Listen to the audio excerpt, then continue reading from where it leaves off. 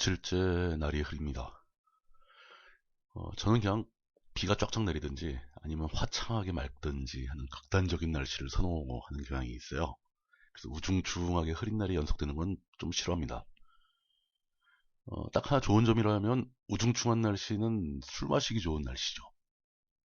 뭐 물론 이제 그렇다고 비가 쫙쫙 내리거나 화창하게 개인 날이 술 먹기 나쁘다는 뜻은 아닙니다. 술 먹기 나쁜 날이 어디 있겠어요. 먹으면 좋죠. 그건 그렇고 가끔 그런 생각들 안 해보십니까? 어느 순간에 문득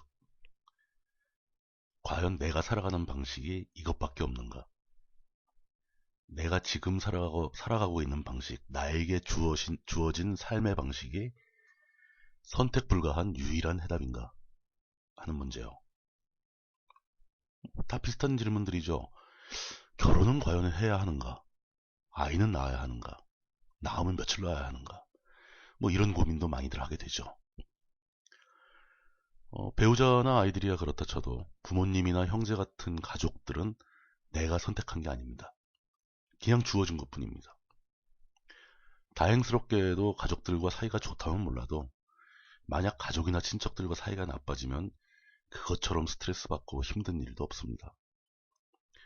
또 실제로 제 주변에 살펴봐도 가족들이나 친척들과 사이가 나빠져서 고민하고 또 불행을 겪고 그렇게 살고 있는 분들의 비율이 점점 더 늘어나고 있는 것 같은 생각이 들어요. 제 주변만 해도 꽤 많습니다. 다행스럽게도 저는 가족들과 사이가 좋고 친척들하고도 어지간히 잘 편하게 지내는 그런 좀 친족 공동체에 속해 있어서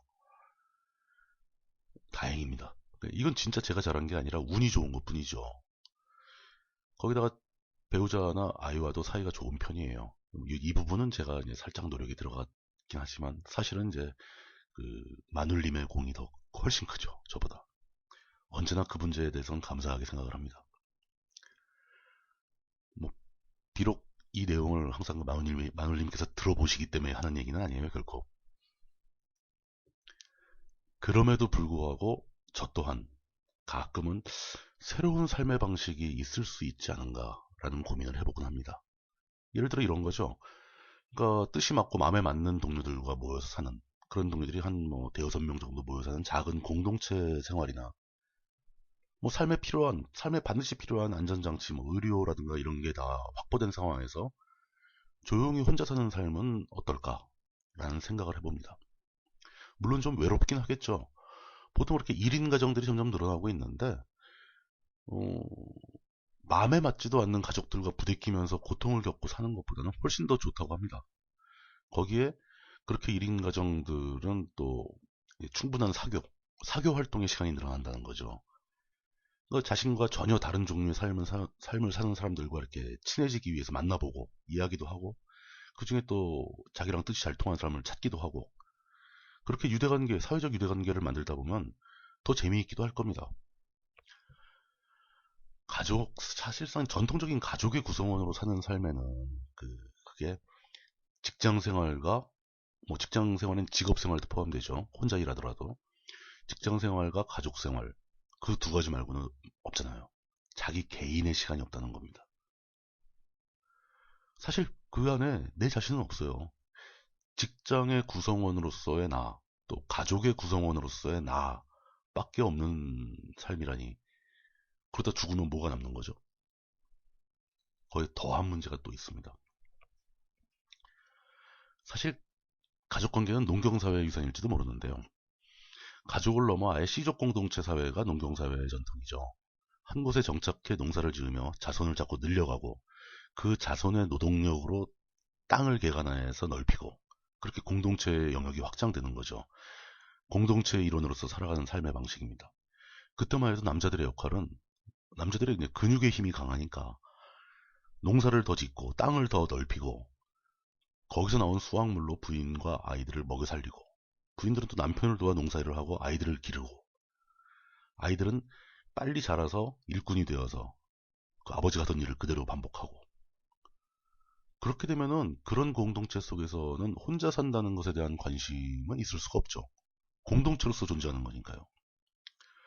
그 전통이 남아서 현대까지도 가족 구조가 남아있는 겁니다. 남자들은 돈을 벌어서 생계를 이어야 하고 여자들은 그 돈으로 가정을 꾸리고 아이들을 기르는 형식으로 발전했는데 이게 점점 더 현대화되면서 이대로는 유지가 안 된다는 겁니다.